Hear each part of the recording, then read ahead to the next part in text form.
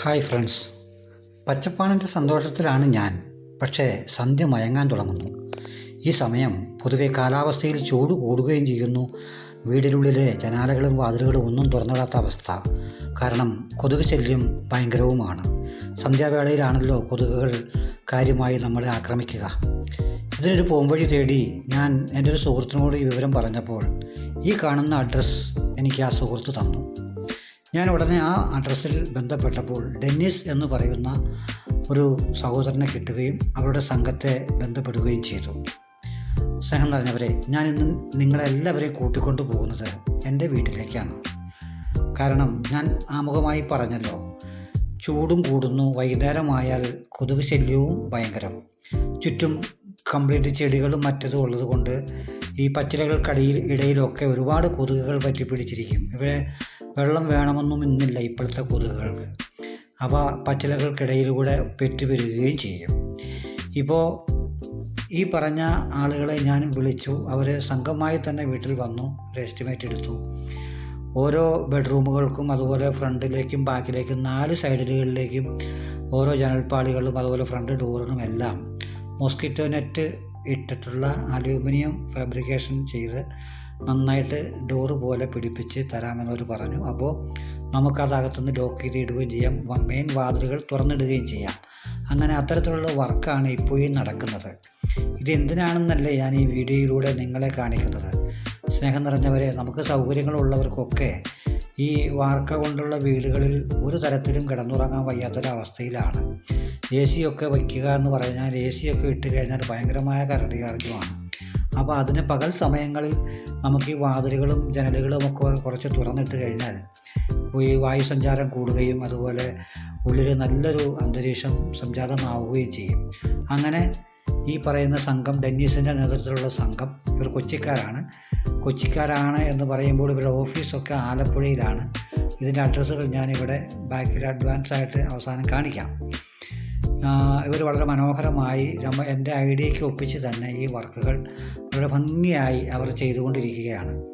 കാരണം ഓരോ ഫ്രണ്ട് ഡോറിൻ്റെയാണ് ഇപ്പോൾ ഈ കാണിക്കുന്നത്. അങ്ങനെ ഓരോ ബെഡ്റൂമിൻ്റെ ഓരോ പാളികൾ ജനലുകൾക്ക് ഈ മോസ്കിറ്റോ ഡോറ് നമ്മൾ ഫിറ്റ് ചെയ്യുകയാണ്.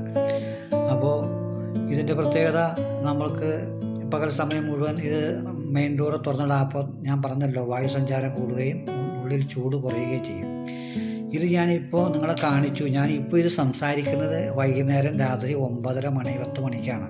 അപ്പോൾ ഞാൻ ഈ പറഞ്ഞ ഇതിൻ്റെ ഉപയോഗം ശരിക്കും ഇപ്പോൾ അനുഭവിച്ചു കൊണ്ടാണ് ഞാനിത് സംസാരിക്കുന്നത്. വീഡിയോ ഉച്ചയ്ക്ക് എടുത്തതാണെങ്കിലും ഞാനിപ്പോൾ ഈ രാത്രി 10-10:30 മണിയായപ്പോഴാണ് ഇത് സംസാരിക്കുന്നത്.